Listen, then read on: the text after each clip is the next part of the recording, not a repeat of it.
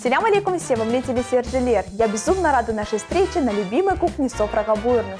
Сегодня мы будем готовить очень интересное блюдо рецептом из Испании. А поделится секретом приготовления блюда молодая и талантливая девушка, руководитель крымско-татарского ансамбля песни и танца «Мевзу» Элина Бекирова.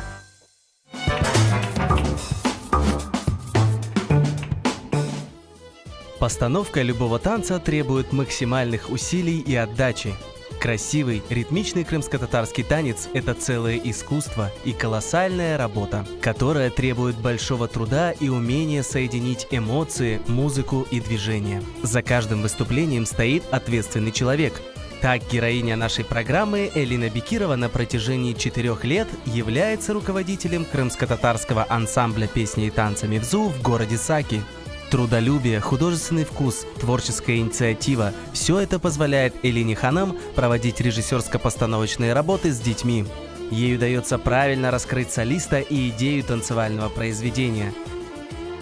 Сегодня Элина Бекирова поделится изумительным рецептом, о котором вы скоро узнаете на кухне Софраға Буйрнес.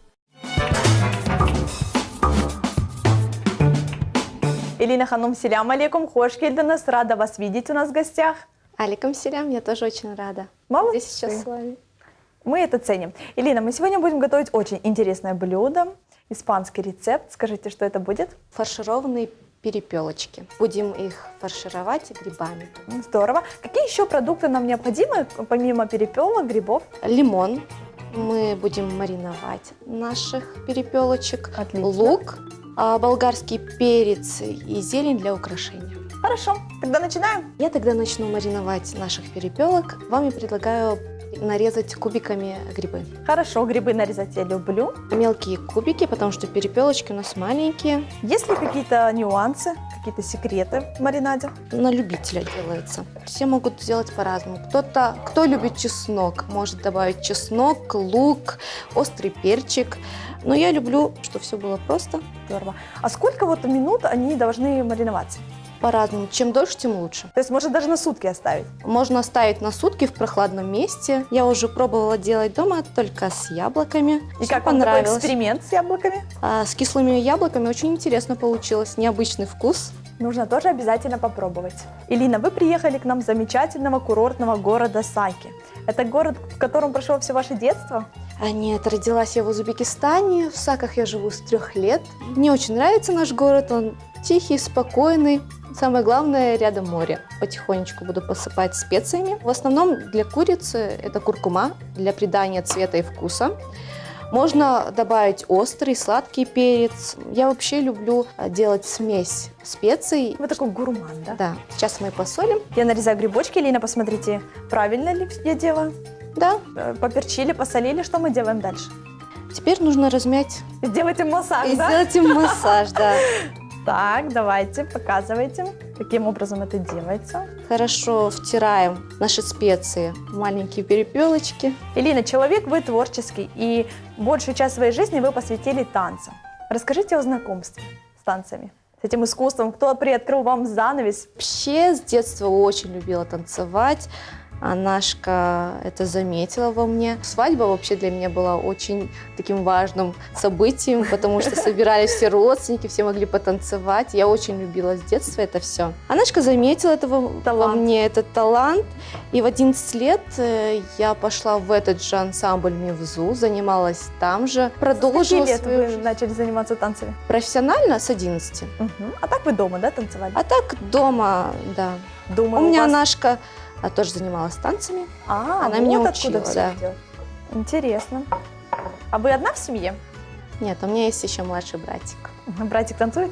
Да, он у меня 6 лет занимается. Вот мы вместе пошли. Вот он у меня с детства танцует. Мы еще добавим лимонного сока, Угу. чтобы они хорошо пропитались. И нам нужно будет добавить несколько грибочков в маринад наш. Пока мы будем готовить наши грибы, Они будут поджаривать, мариноваться. они будут мариноваться. Хорошо. Элина, помните ли вы свое первое сольное выступление? Какой это был танец? Ну, если считать профессиональный танец. Да, я прекрасно помню.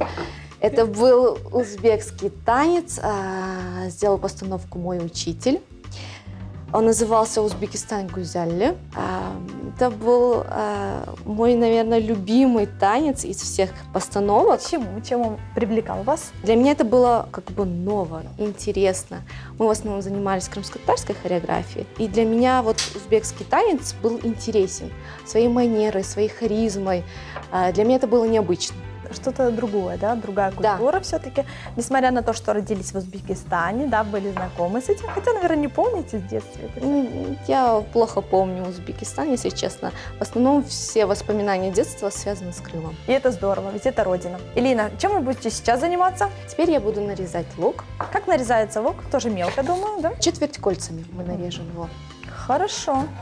Элина, вернемся к первому танцу. Переживали ли вы в момент выступления? Конечно, для меня каждое выступление волнительно. Каждый раз, вот до сих пор я выхожу на сцену и каждый раз волнуюсь. Несмотря на такой многочисленный опыт, да? Да. Ну, артист должен волноваться, я считаю. Мне кажется, это вполне нормально, когда ты волнуешься, когда ты переживаешь, а зато ты получаешь позитивные эмоции. После танца ты понимаешь, что это было не зря. Я это сделаю.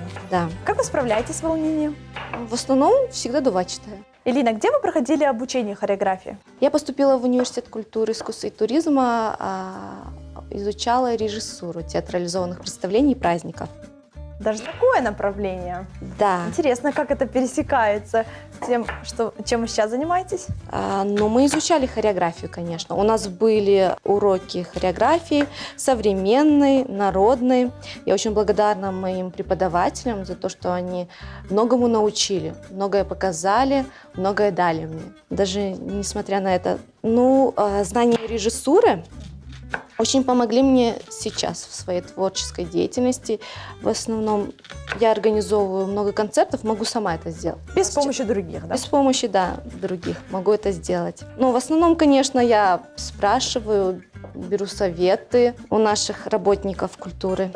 А сейчас с преподавателями вы поддерживаете связь? Практически нет. Бывают моменты, когда мы встречаемся на всяких фестивалях, конкурсах. Это часто происходит. Думаю, в тот момент они гордятся вами, ведь вы их ученица.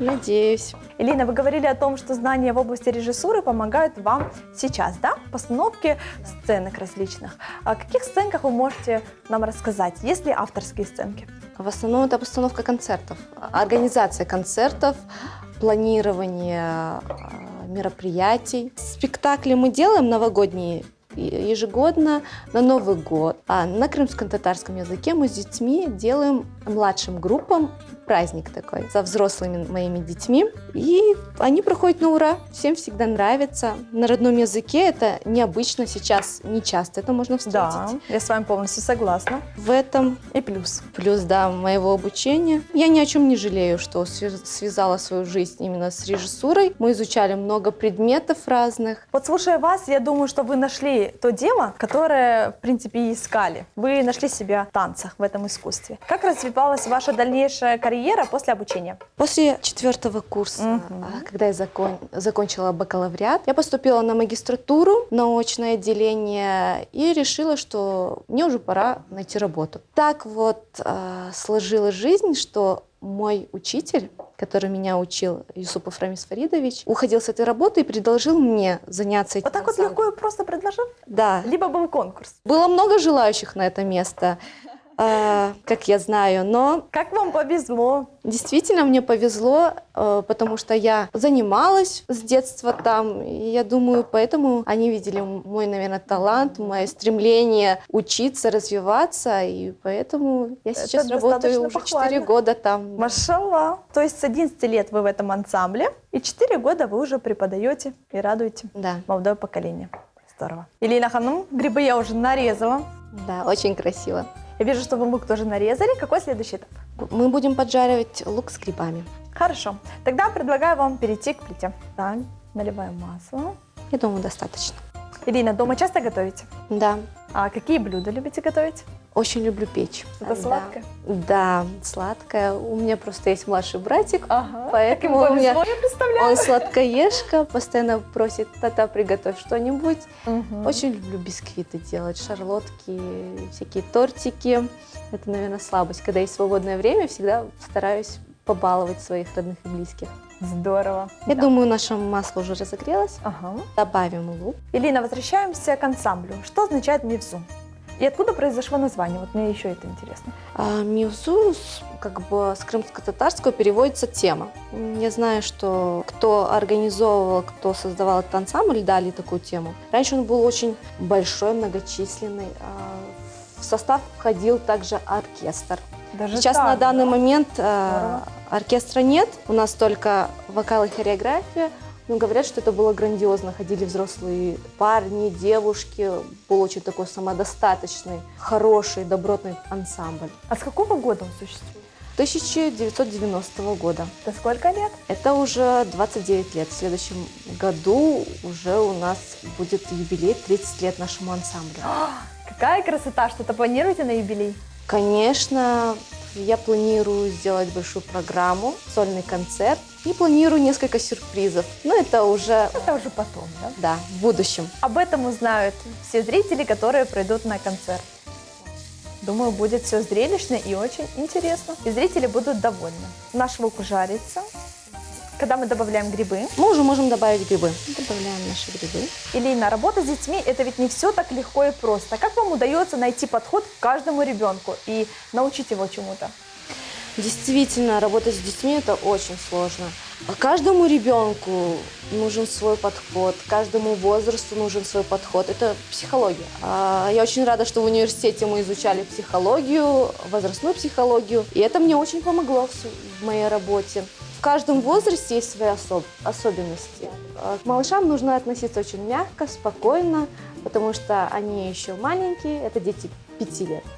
К взрослым уже нужно строже относиться, потому что, вот, например, средняя группа, у них сейчас переходный возраст, и нужно найти действительно каждому ребенку подход. Брать все в свои руки нужно, да? Да. Но я вам скажу, это очень интересно, когда ты общаешься с детьми не первый год, ты видишь, как они взрослеют, как они меняются, даже свой характер, как они меняют. И со временем и ты меняешь к ним свое отношение. Интересно, да, наблюдать эту динамику, как человек Конечно. развивается, Да. набирается опыта. И с каждым разом они становятся все роднее и роднее, и ты уже как к родным к ним относишься, как к своим детям. А вот интересно, ругаете ли вы их? Конечно. Голос повышаете? Бывают моменты, когда это приходится делать, потому что бывают серьезные мероприятия, а дети относятся к этому слишком спокойно и легкомысленно. И иногда приходится это делать. Кнутом и пряником, да? Да, метод кнута и пряника. Действительно, я его всегда применяю. Применяете, да? Здорово. Нужно уметь их и похвалить, нужно уметь и поговорить с ними, как со взрослыми. Главное знать, в какой момент и в какой Да. период это лучше сделать. Да. Хорошо. Наши грибочки пока тушатся. Мгм. В какой момент мы добавляем специи, соль? Можно уже добавить. По желанию можно добавить острый перчик, специи. Я очень люблю специи, да, стараюсь везде и всегда добавить. Но это уже на любителя, конечно. Так как я готовлю дома, родители к этому спокойно относятся. А мы будем перемешивать, либо оно так и тушится слоями? Периодически нужно помешивать. Элина, в процессе работы с детьми какие качества вам удается развивать в детях? Ну, в основном это самостоятельность. Дети становятся самостоятельнее, потому что когда они приходят маленькие, им во всем помогают родители. За них все За решают? них все решают, за них все делают. В процессе обучения они становятся самостоятельными. Я действительно это вижу. Они становятся самодостаточными.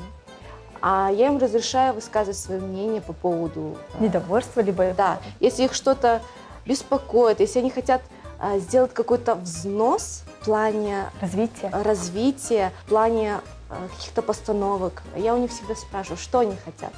Может, они хотят какие-то интересные новые танцы. Есть дети, которые интересуются этим, смотрят видео разных танцев. Они могут подсказывать мне разные движения. Вот я видел это, я видел то. Я им разрешаю это делать. Как это здорово, когда учитывается внимание и пожелания ребенка. Да, я считаю, что это очень важно, особенно для развития ребенка. С вами полностью согласна.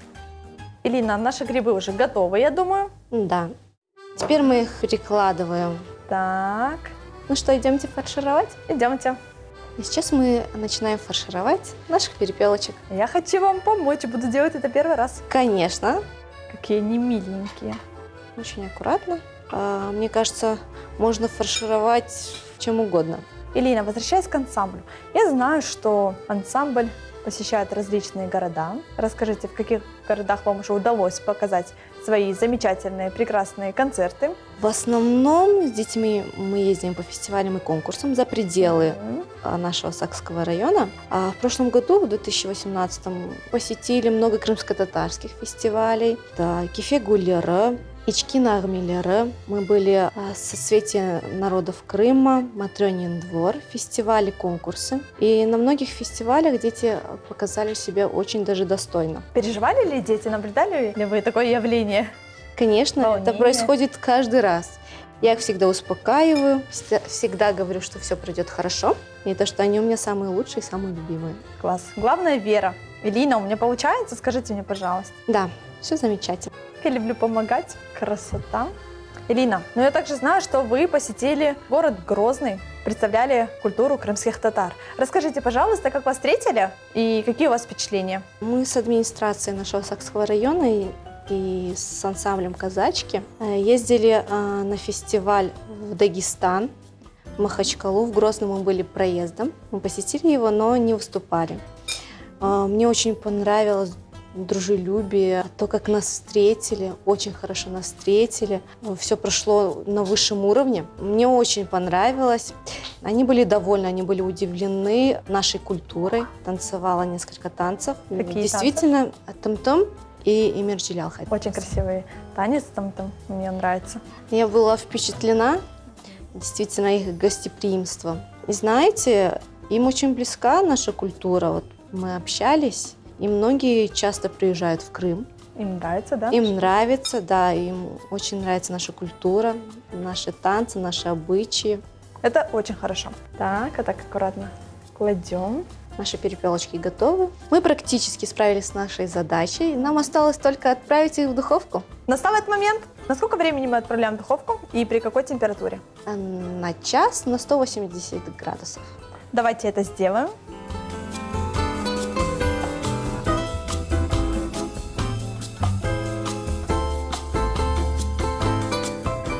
Элина, пока запекается наша перепелка в духовке, предлагаю вам перейти к оформлению и нарезанию перца. Хорошо. Перец режем пополам. Так, вторая за вами. Еще пополам порежем его. Отлично. То есть делим на 4 части, да? Делим на 4 части, да, и разделяем на долечки. Элина, я хотела бы вас спросить, как формируется репертуар ансамбля? В основном это всегда спонтанно. Я могу где-нибудь услышать хорошую музыку, хороший музыкальный материал. И тогда и рождается идея. Если это не крымско-татарский материал, например, танец другого народа, изучаю хореографию, изучаю движения, постановки, смотрю, какие где есть, и от этого уже отталкиваюсь. Что скажете о крымско-татарском танце? Родители стараются отдавать своих детей именно на народные танцы. Я не раз слышала, что предпочтение у родителей именно к народным танцам. Все-таки это свое, родное. Да, И развивать культуру – это очень важно. да, я тоже так считаю. Ирина, а этот вопрос, я думаю, интересует многих. Как можно попасть в ваш ансамбль? И можно ли прийти в середине учебного года? В ансамбль можно попасть в начале учебного года. Он у нас в сентябре месяце. Набор проходит. Но есть определенные правила. Ребенку должно быть не меньше 5 лет, а ребенок должен уметь считать хотя бы до 10, знать право-лево. И обязательно у нас через 2 месяца обучения экзамен.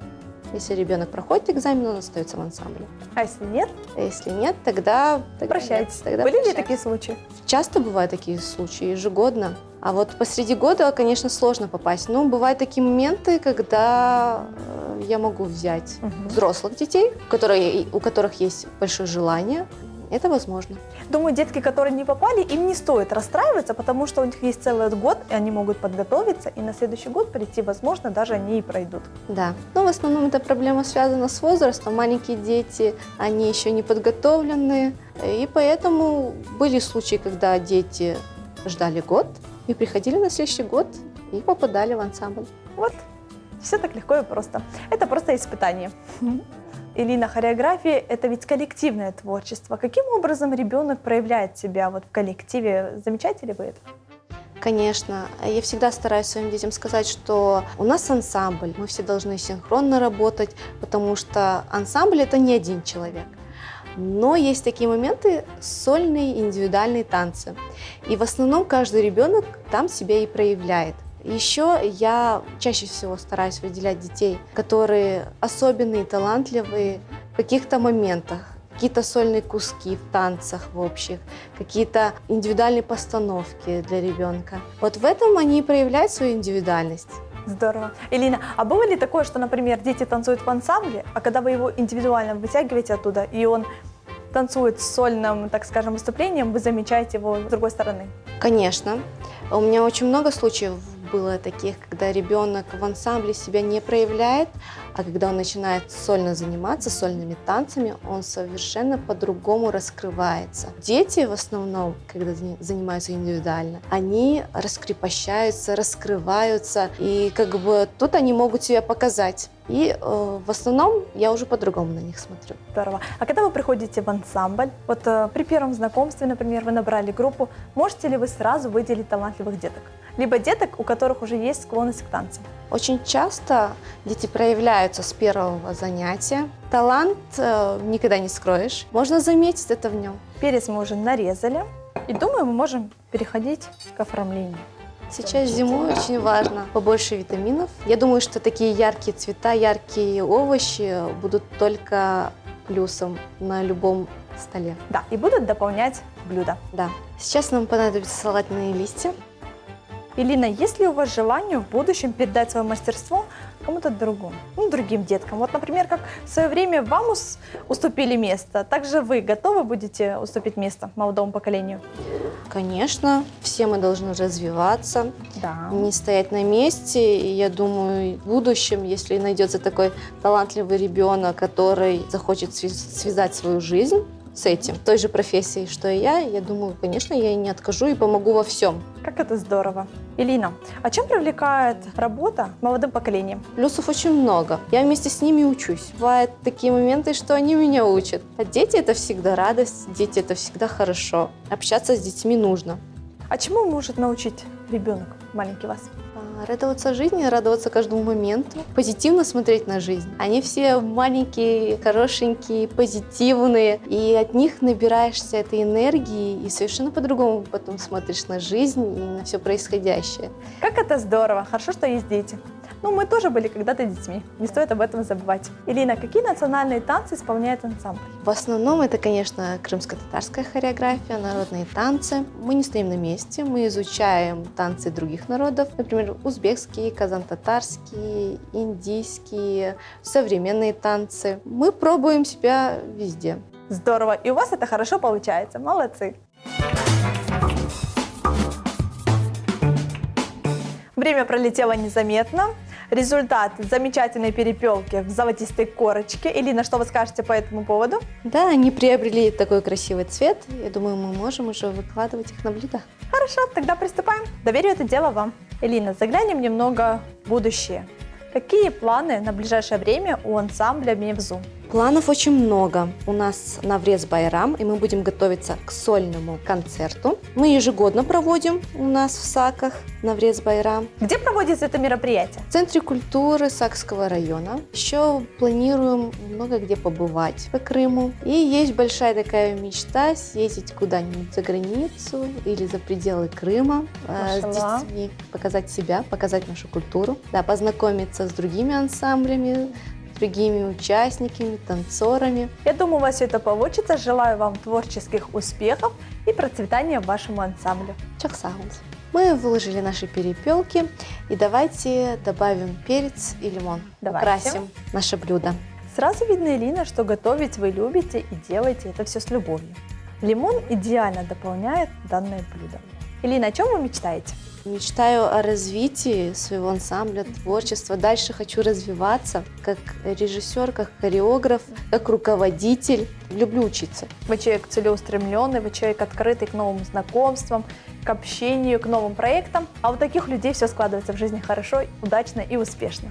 Конечно, я тоже. довольна. На самом деле такое блюдо может украсить любой праздничный стол, порадовать их родных и близких. Элина, ваши наилучшие пожелания нашим дорогим телезрителям. В первую очередь, конечно, желаю всем здоровья, благополучия, чтобы у всех все складывалось, все шли к своей цели, чтобы у всех мечты сбывались. Чох сагонус, Элина, что пришли к нам в гости, поделились таким замечательным рецептом, который может украсить любой праздничный стол. Сазгечух сагунс, мне очень приятно было, интересно, мне очень понравилось все. Севомлители Сержелер, желаю вам самого доброго дня. Пусть светится радостью ваши глаза, а позитивное настроение сохраните на протяжении всего дня. Это была программа «Сопрага Буйрнус», Аштатлов Сум Коршкенджи.